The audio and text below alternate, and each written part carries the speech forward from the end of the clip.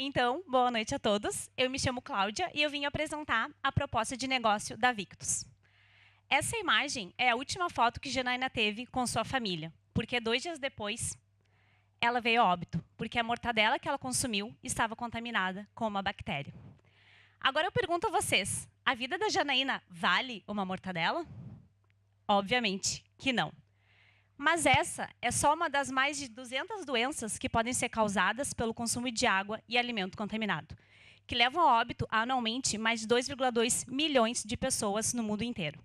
E quando nós pensamos como que essa bactéria foi parar no alimento de Janaína, eu trago para vocês essa imagem, que demonstra que a produção de alimentos é bastante complexa e que as vias de contaminação são inúmeras e podem vir por diversos fatores, seja através do manipulador de alimentos, dos equipamentos que ele está utilizando ou até através de um processo que não é realizado da forma correta. E é por esse motivo que os estabelecimentos que produzem alimentos no Brasil devem obedecer à legislação sanitária, que prevê o quê? Com que ao longo do processo sejam coletados dados de tempo e temperatura e análise microbiológica da superfície e que sejam registrados.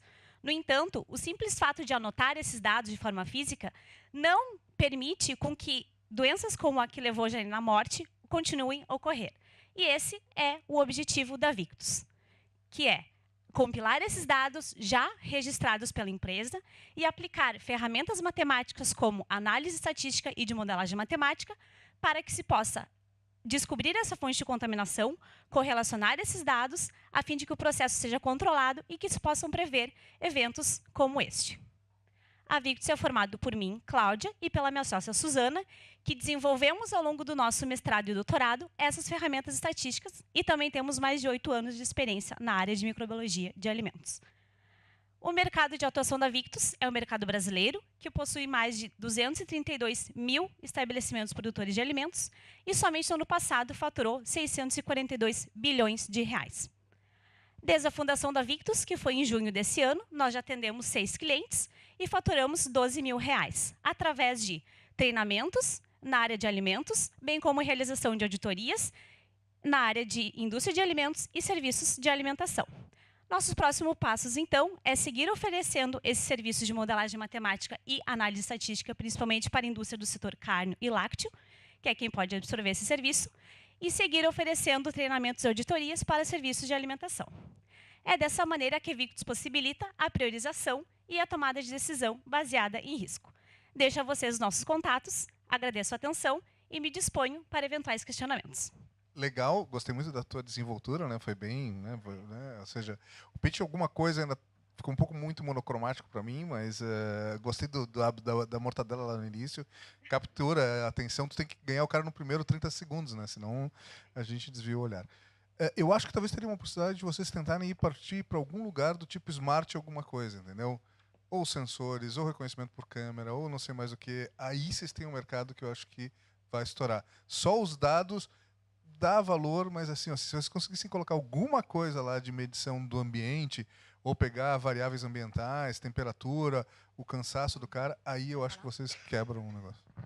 Já existem algumas ferramentas que conseguem fazer essa captura dos dados automaticamente, né? Porém, eles não conseguem analisar esses dados. Então, a nossa ideia é fazer justamente isso, é pegar essa automação que já existe, que é simplesmente a captura, e conseguir fazer uma ferramenta que diga, se aconteceu isso, então essa é a correlação para perigo, reprocesse. Isso não existe ainda. E a gente tem como desenvolver o software, porque a gente tem até parceria com o pessoal de engenharia da computação, então tem como... Sim, sim. Parabéns. Fiquei com 2 dúvidas, uma em relação a isso, né? Em quanto tempo isso vai estar pronto, essa tecnologia ou a inteligência artificial que vocês forem utilizar? E quanto custa hoje o serviço que vocês estão oferecendo? A gente já consegue oferecer o serviço. Nós já realizamos, inclusive, o serviço e a gente costuma cobrar por hora. Então, a gente vai no local, faz o diagnóstico do que é necessário aplicar naquele local e calcula o nosso número de horas e entrega a proposta comercial.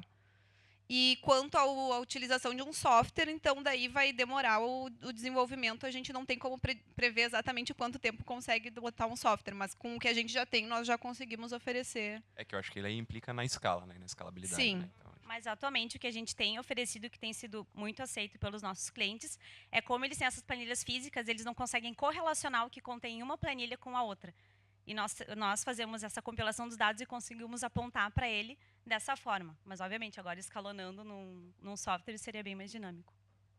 Exatamente, o ponto da escala aí é que pode traí-las, né? Porque vai até um determinado ponto, né? Depois... né? E a gente sabe bem disso, né? Mas, assim, ó, talvez possa ajudar a pensar, jogar na mesa e pensar outras formas, maneiras de remunerar, de monetizar. Além, né? Diferentes da hora, né? Ou do projeto, né? E pode surgir outras coisas aí. Isso pode abrir também outros mercados, né? Outros setores, outros segmentos, né? da indústria. Parabéns. Gurias, muito legal. Vocês estão trabalhando com dados, né? Quem tem dados tem tudo hoje em dia. E aí, a pergunta... Assim, eu não entendi muito bem quem é o cliente de vocês. É uma empresa produtora de alimentos. Qualquer indústria de alimentos ou serviço de alimentação. E ela vai trabalhar só em cima dos dados dela própria. Sim. E aí ela vai correlacionar esses dados baseados no modelo que vocês têm. Elas têm que coletar dados de tempo e temperatura no mínimo.